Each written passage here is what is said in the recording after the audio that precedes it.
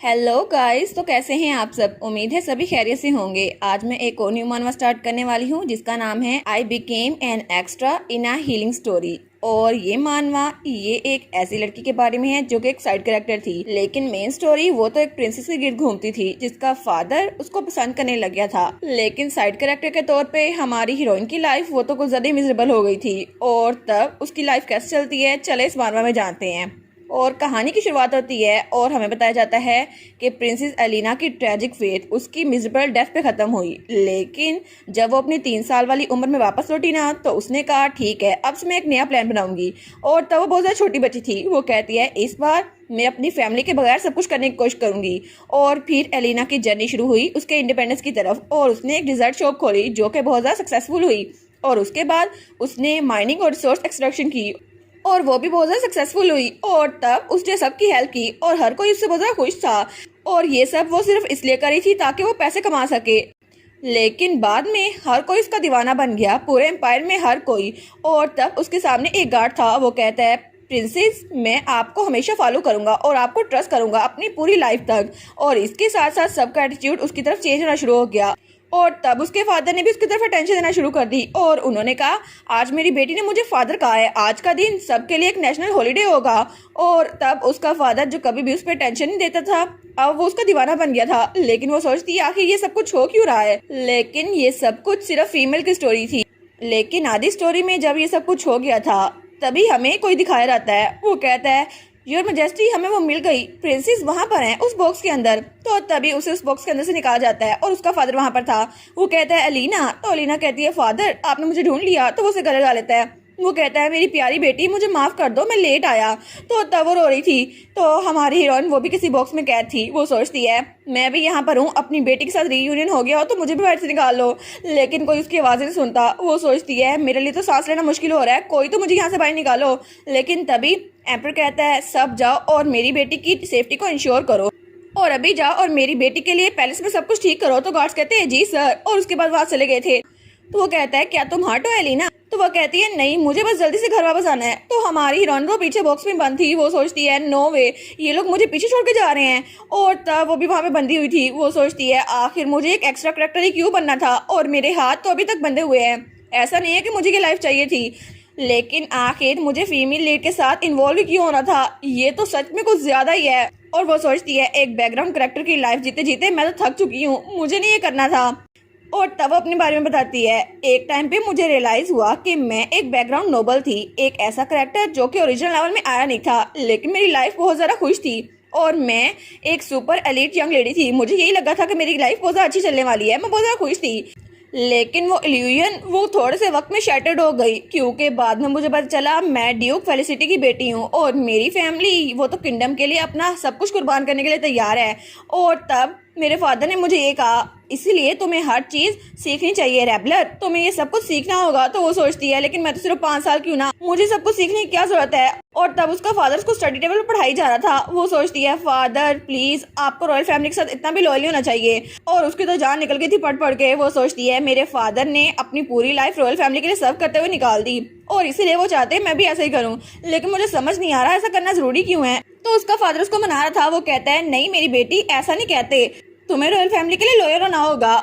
लेकिन इसकी reason simple थी, क्योंकि जो आदमी वहां तख्त पे बैठा था ना, वो अपनी बेटी से बहुत ज्यादा प्यार करता था, एलिना वही प्रिंसेस। लेकिन उसके लिए बाकी हर कोई बेकार था, चाहे वो मैं क्यों ना हो। और वो था tyrant emperor Liam Curtis wrestle. और तब वो कहता है ठीक है, आज मेरी बेटी ने मुझे फादर कहा है तो सब एक नेशनल हॉलीडे मनाओगे, ठीक है। और अब ये वाली जगह मुझे ये एम्पायर चाहिए, मैं इसको अपनी बेटी के नाम करूंगा और प्रिंसेस के लिए मैं कुछ भी कर सकता हूँ। लेकिन तब हमारी हीरोइन रेबलर का फादर वहां पर आया था। वो कहता है सच में आपको ये करने की जरूरत नहीं है, आप एक एम्पायर को वहां पे इतना सारा खून बहाकर अपनी बेटी को कैसे दे सकते हैं, ये तो सुलह के खिलाफ हुआ ना। और तब सब में से सिर्फ एक आदमी ने आवाज उठाई थी और वो और कोई नहीं था, हमारी हीरोइन का फादर था, ड्यूक फेलिसिटी। लेकिन एम्पर उसको तो बहुत ज्यादा गुस्सा आ गया था। वो कहता है ड्यूक फेलिसिटी, तो तुम्हारा कहने का मतलब है तुम मेरी बेटी को फेवर नहीं करते है ना, तो हमेशा से तुमने मेरी बेटी प्रिंसेस को निग्लेक्ट ही किया है और मैं जानता हूँ कि तुम हमारे खिलाफ बगावत करने वाले हो। और तब उसने हुक्म दिया था कि उनकी फैमिली को मरवा दिया जाए और सब लोग उन पे हमला करने के लिए तैयार थे।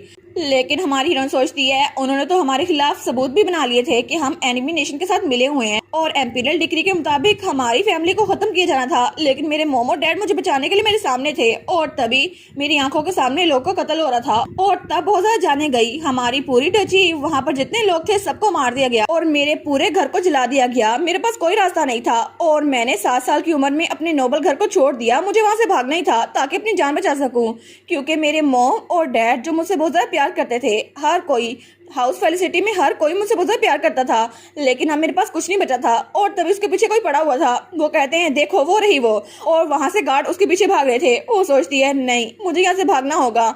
आखिर मेरी फैमिली को इतना ज्यादा लॉयल होने की जरूरत ही क्या थी। अब देखो ना एम्परर ने उनके साथ क्या किया है। और तब उसकी आंखों में आंसू आ रहे थे। वो सोचती है मैं समझ सकती हूँ कि एक हीरो को जरूरत थी ताकि टायरेंट को खत्म कर सके, लेकिन फिर भी वो रोल मेरे फादर को क्यों मिलना था। अब उसकी वजह से उनकी जान चली गई और मेरी भी जाने वाली है। तभी उनमें से एक गार्ड उसका हाथ पकड़ लेता है। वो कहता है रेबलर फेलिसिटी, हमने तुम्हें पकड़ लिया, अब तुम यहाँ से आगे नहीं भाग सकती। और वो रोई जा रही थी। वो सोचती है मैं भी मरने वाली हूँ, बिल्कुल फादर की तरह। और उसकी आंखों में उस गार्ड का अक्स नजर आ रहा था। वो सोचती है अगर मैं बच गई ना तो मैं कभी भी अपने फादर वाला रास्ता नहीं चुनूंगी। मुझे कभी भी रॉयल फैमिली के साथ लॉयल नहीं होना। आखिर लॉयल होके मिलना क्या है, सिर्फ मौत। तो मुझे ऐसा नहीं करना। और तब वो कैद खाने में कैद थी और वहां पे वही गार्ड आया था और वहां पे एक और लड़की भी थी। वो कहती है इसमें कोई डाउट नहीं है, ये उसी की बेटी है। इसके पिंक बाल और इसके ऊपर जो स्पिरिट बैज लगा हुआ है, ये जरूर ड्यूक फेलिसिटी की बेटी है और ये उसी बागी की बेटी है जिसने यहाँ बगावत करने की कोशिश की थी।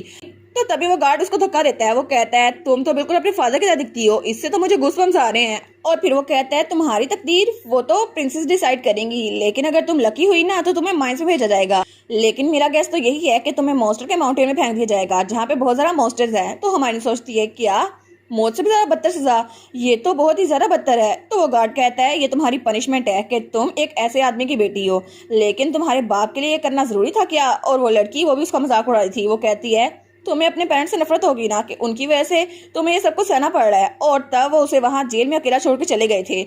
लेकिन हमारी यहाँ सोचती है एट बेस्ट एक माइंड सबसे ज्यादा बेस्ट रहेगी, लेकिन अगर मुझे मॉन्स्टर्स के माउंटेन में भेजा गया तो ये लोग पागल है क्या। आखिर ये मुझे वहाँ कैसे भेज सकते हैं, एक छोटी सी बच्ची जिसको सही से कुछ काम करना भी नहीं आता और वो चाहते हैं मैं माइंड में जाऊं। लेकिन उससे भी बुरा अगर मैं मॉन्स्टर्स के माउंटेन में गई तो वहां पे तो इतने सारे मॉन्स्टर होते हैं और एक रॉयल नाइट भी मॉन्स्टर के माउंटेन से वापस जिंदा नहीं आ सकता, तो मैं वहां पे कैसे रहूंगी। और वो तो बहुत ज्यादा परेशान हो गई थी। वो सोचती है मुझे क्या करना चाहिए, आखिर मैं यहाँ से भाग भी नहीं सकती, आखिर मैं इनके हाथ फंस कैसे गई। लेकिन वो सोचती है काम डाउन रेबलर, तुम्हें ये सब कुछ सोचना होगा, कोई ना कोई तरीका तो होगा ना यहाँ से बाहर निकलने का।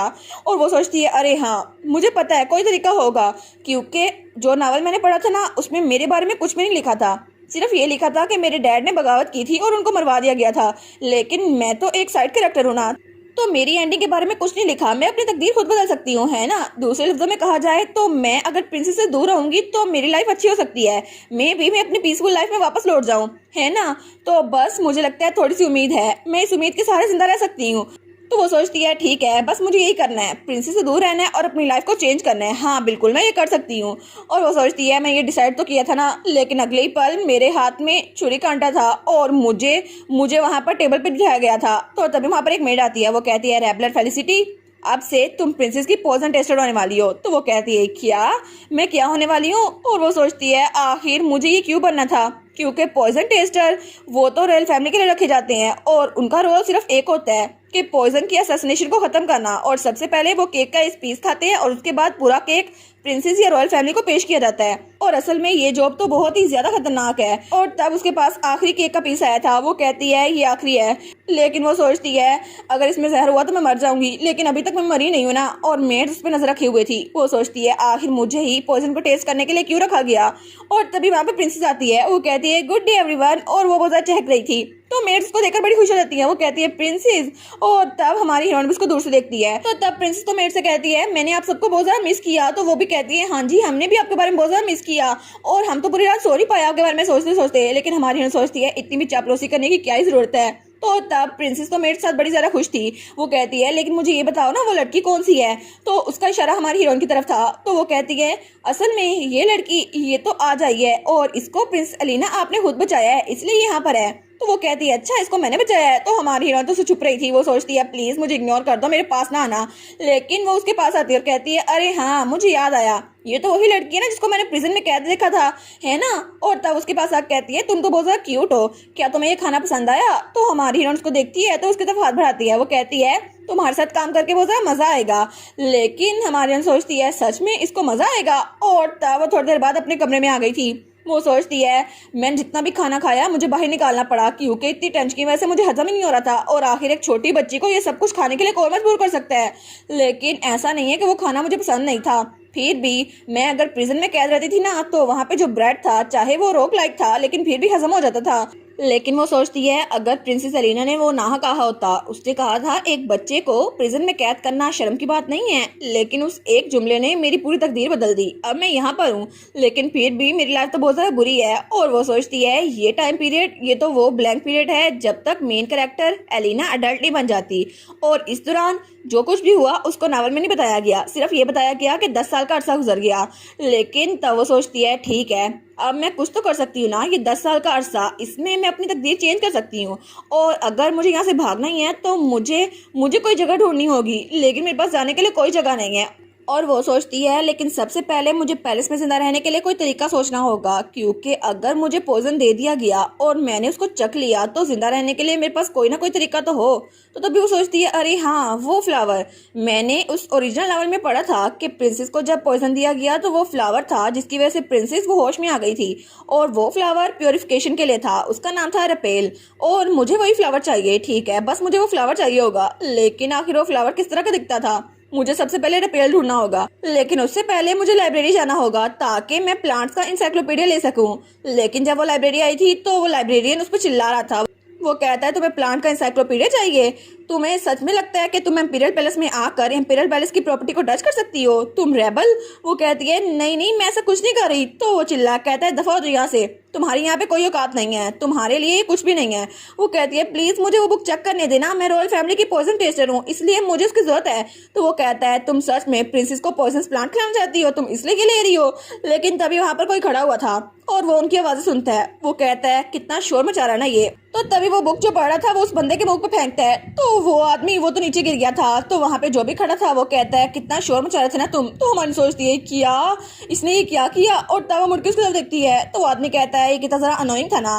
और तब वो कहता है अगर तुम्हें बकवास करनी है तो बाहर जाकर करो, ये लाइब्रेरी है यहाँ पे खामोश रह जाता है। तो हमारी सोचती है क्या इतना जरा खतरनाक ये है कौन। और जब उसको देखती है ना तो वो फिर से कहता है कितना शोर मचाते हो ना तुम, अगर तुम बाहर ना गए ना तो मैं भी तुम्हारा इलाज कर दूंगा। तो हमारी सोचती है ओ माय गॉड कहीं ये वही तो नहीं जो मैं सोच रही हूँ, ड्यूक कैसियस है ना, ये वही है।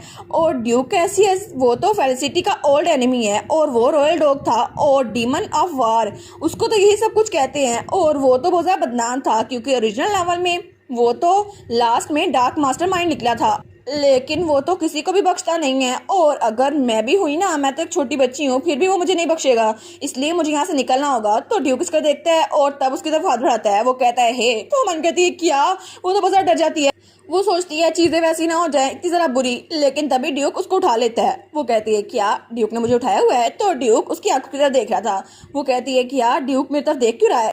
तो ड्यूक उसको हिला के देखता है और तब वो कहता है लग तो तुम ठीक रही हो। वो कहती है मैं ठीक लग रही हूँ। तो तब लाइब्रेरियन कहता है योर ग्रेस आप क्या कर रहे हैं। और फिर वो कहता है वो एक बागी की बेटी है, आप चाहे एक ड्यूक हो या फिर ना हो आप उसके साथ ऐसा नहीं कर सकते। तो वो कहता है क्या उसके साथ, तुम्हें सच में लगता है कि तुम उसके साथ इतना बुरा सलूक कर रहे थे और मैं उसको उठा भी नहीं सकता। और तब वो हमारी हीरोइन को प्रोटेक्ट कर रहा था। तो वो कहता है जी मुझे बुक्स अरेंज करनी है, मैं यहाँ से जा रहा हूँ। और उसके बाद वहां से निकल गया था। तो हमारी हीरोइन सोचती है चलो अच्छा हुआ इसने मुझे प्रोटेक्ट कर लिया, लेकिन प्लांट इंसाइक्लोपीडिया के बारे में क्या, मुझे तो अभी तक वो नहीं मिला, अब मुझे क्या करना चाहिए। तो तब वो सोचती है अगर मैं कुछ और नहीं कर सकती तो कम से कम मुझे उसे चुरा लेना चाहिए। लेकिन तभी ड्यूक नीचे बैठता है और उसको देखता है, तो तब उसको देखती है और वो सोचती है किसी वजह से मुझे लग रहा है कि ड्यूक मेरे साथ काइंड है, और ये आदमी तो क्या मैं इससे रिक्वेस्ट कर सकती हूँ। वो कहती है असल में मैं आपसे रिक्वेस्ट करना चाहती हूँ, क्या मैं आपसे एक बुक बोरो कर सकती हूँ अगर आप माइंड ना करें तो। और वो सोचती है बस एक और हेल्प। तो वो कहता है ठीक है मैं माइंड नहीं करूंगा। वो सोचती है इतनी जल्दी जवाब दे दिया सच में। वो कहता है तुम किस तरह की बुक ढूंढ रही हो? वो कहती है एक प्लांट एनसाइक्लोपीडिया। मैं प्रिंसेस की पोषण टेस्टर हूँ ना, तो मुझे मेडिसिनल हर्ब के बारे में पता होना चाहिए। वो कहता है अच्छा मेडिसिनल हर्ब, तो ठीक है मैं अपने नाइट से कहूंगा तुम्हें डिलीवर कर देगा। वो कहती है सच में इतनी आसानी से आपने मुझे कह दिया? वो कहती है thank you so much Duke, आप तो बहुत ज्यादा काइंड इंसान है और मेरा कमरा प्रिंसेस के पैलेस में है, प्लीज मुझे भिजवा दीजिएगा। और वो कहती है एक दिन मैं आपको जरूर रिपे करूंगी, थैंक यू सो मच। और तब ड्यूक उसके बालों को देख रहा था और उसके बाद हमारी हीरोइन वहां से जा रही थी और तब उसको जाते हुए देखता है और अपने एडवाइजर को बुलाता है। वो कहता है हनान, तो उसका एडवाइजर आता है। वो कहता है जी लॉर्ड कैसियस। तो ड्यूक कहता है क्या मैंने जो तुमसे पूछा था तुमने वो पता किया? वो कहता है जी, as expected Felicity household में एक स्पाई था और ये वही लड़की थी जिसकी वजह से ड्यूक फेलिसिटी की बेटी वहां से भाग नहीं सकी। तो तब ड्यूक कैसियस कहता है अच्छा, तो मुझे लगता है कि इसको अपने पास रखना बहुत ज़्यादा मुश्किल होगा क्योंकि एम्प्रेस की जान छोड़ने वाला। और तब वो सोचता है तकरीबन 2 महीने पहले मैं फोर्सेस में था और वहाँ पे जंग की सूरत हाल थी, लेकिन तभी मेरे पास हाउस फेलिसिटी से एक लेटर आया जिसमें लिखा था कैसियस प्लीज़ मेरी बेटी की देखभाल करना और उसको सपोर्ट करना। तो तब वो सोचता है लेकिन जब तक मैं यहाँ पर पहुंचा बहुत ज़्यादा देर हो चुकी थी और उसकी बेटी उसको यहाँ पर कैद करके रखा गया था, लेकिन अब मैं यहाँ पर आया हूँ तो वो प्रिंसेस की पोषण टेस्टर बन चुकी है। वो कहता है ठीक है उस बच्ची को वो बुक दे दो। और तब वो सोचता है उरिया तुम्हारी बेटी सेम टू सेम तुम्हारी तरह है, बिल्कुल टिमिड, और मैं उसके साथ अच्छा सलूक करूंगा क्योंकि तुमने बोला था। और तब सीन शुरू होता है और हमें प्रिंसेस दिखा जाती है जो कि घोड़े पे राइड कर रही थी और तब उसकी मेट्स के पीछे भाग रही थी। वो कहती है प्रिंसेस प्लीज आराम से जाएं। और तब हमारी हीरोइन वहाँ पे पोषण टेस्टिंग कर रही थी। वो सोचती है सच में प्रिंसेस को इतने सारे डिजर्ट पसंद है, मुझे कब से ये डिजर्ट खाने पड़ रहे हैं। वो सोचती है ड्यूक ने वो बुक मुझे डिलीवर तो कर दी थी, लेकिन बाद में जब मैं पढ़ने बैठी थी ना तो वहीं पे मेड आ गई। उसने कहा तुम्हें जाके प्रिंसेस के डिजर्ट को टेस्ट करना होगा ताकि उसमें पॉइजन ना हो, लेकिन उससे तो वो केक हजम ही नहीं हो रहा था। वो सोचती है आखिर ये कितनी देर तक हॉर्स राइडिंग करने वाली है। तो तब प्रिंसेस उसकी तरफ देखती है और उसकी तरफ आंख मारती है। तो वो सोचती है क्या सच में इसको लगा था मैं भी इसके प्यार में पड़ जाऊंगी, ऐसा नहीं हो सकता। तो तभी मेड्स कहती हैं सच में प्रिंसेस ने आंख मारी, मुझे कैमरा ला के दो। लेकिन तब उसके साथ एक और लड़का हॉर्स राइडिंग कर रहा था। वो सोचती है ये तो नाइट है ना, रॉयल नाइट, और ये तो वही नाइट है जिसने मेरी फैमिली फेलिसिटी फैमिली को खत्म किया था और ये प्रिंसेस का डॉग कहलाया जाता है। लेकिन तभी वो केक पे फोर्क मारती है। वो सोचती है कितना अच्छा हो ना अभी ये घोड़े से नीचे गिर जाए। तो तभी थोड़ी देर बाद वो घोड़े से नीचे गिर गया था। तो वो सोचती है क्या हुआ, क्या ये सच में नीचे गिर गया? तो वहाँ पे प्रिंसेस आई थी उसके पास। वो कहती है अब ठीक तो है ना? वो कहते हैं जी प्रिंसेस आपको मेरी फिक्र करने की जरूरत नहीं है, बिल्कुल ठीक हूँ। तो प्रिंस कहती है आखिर तुम क्या बात कर रहे हो? लेकिन हमारी सोचती है अभी मैंने सोचा था और ये हो भी गया। और तब वो खुशी से खाना खा रही थी। वो कहती है कितना अच्छा हुआ ना, मार्शमैलो तो सबसे ज्यादा बेस्ट है। और तब वो वहां से जा रही थी। वो सोचती है कितने अरसे बाद मुझे फ्री टाइम मिला है ना, वो इडियट घोड़े से नीचे गिर गया, मुझे बहुत ज्यादा खुशी हुई है। लेकिन तब वहाँ दरख्त के पास बैठ जाती है। वो सोचती है ठीक है अब ये टाइम है, मुझे बुक पढ़नी चाहिए और मुझे उस फ्लावर के बारे में पता करना चाहिए। उसका नाम आर से शुरू होता था लेकिन उसका नाम रपेल था। और तब उसे वो फ्लावर मिल जाता है। वो कहती है देखा यही है वो। और तब उसके बारे में पढ़ रही थी, उसमें लिखा हुआ था ये फ्लावर आपको शेडी एरिया में मिलेगा जहाँ पे ज़्यादातर ट्रीज होते हैं और आपको ये फ्लावर बहुत ज़्यादा मिकदार में मिल जाएंगे इकट्ठे। तो वो सोचती है ठीक है मुझे इसके बारे में पता चल तो गया है, लेकिन एम्पीरियल पैलेस गार्डन में भी ये मिल जाए और वहाँ पे तो पेस्ट बहुत ज़्यादा होते हैं ना, तो क्या पता ये वहाँ पर मिल जाए। लेकिन अगर ऐसा हुआ तो इसके अलावा सिर्फ एक और जगह है एम्पीरियल पैलेस के साथ जो डेड फॉरेस्ट है, वहाँ पे ये मिल सकती हैं, लेकिन वो जगह तो बहुत ज़्यादा स्केरी है ना, मैं वहाँ पर नहीं जा सकती। ठीक है तो मुझे बस जाके इसको ढूंढना होगा।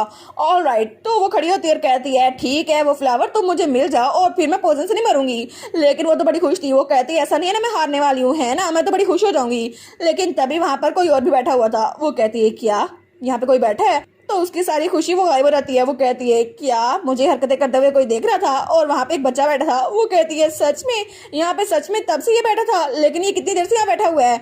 और तब उसको देखती है और उसकी आईज रेड थी और उसके ब्लैक बाल थे। तो वो सोचती है ये बच्चा आखिर ये बच्चा है कौन? और तब हमारी हीरोइन सोचती है इसकी आंखें ये तो रेड है और ऐसा लगता है ये रॉयल फैमिली से है, लेकिन सच में इसके पास जो कपड़े हैं वो तो ओल्ड फैशन है, लेकिन ओरिजिनल स्टोरी में तो इसका कभी जिक्र ही नहीं हुआ। पता नहीं ये कौन है, मुझे इसके बारे में कुछ याद ही नहीं आ रहा। तो तब उसके पास आती है और कहती है हेलो। और तब उसके पास आकर कहती है तुम्हारा नाम क्या है? लेकिन वो बच्चा वो बिल्कुल खामोश बैठा था, वो कुछ बोलता ही नहीं है। वो सोचती है ये बच्चा तो बिल्कुल खामोश बैठा हुआ है, ये कुछ बोल क्यों नहीं रहा? लेकिन तभी वो किस चीज़ पे पाँव रखती है और जब वहाँ पर देखती है ना वहाँ पर फूल पड़े हुए थे और पास ही एक छोटी सी कब्र बनी हुई थी। वो कहती है क्या? और वो जल्दी से पीछे रहती है। वो कहती है मुझे माफ कर दो, मैं ये जानबूझ के नहीं किया। और उन फूलों को उठाती है और थोड़ी देर बाद उसको साइड पे रख देती है। वो कहती है क्या मैं पूछ सकती हूँ ये कब्र किसकी है? तो वो कहता है आखिर तुम ये जानकर क्या करोगी? वो सोचती है चलो कम से कम ये बोले तो लगा ना।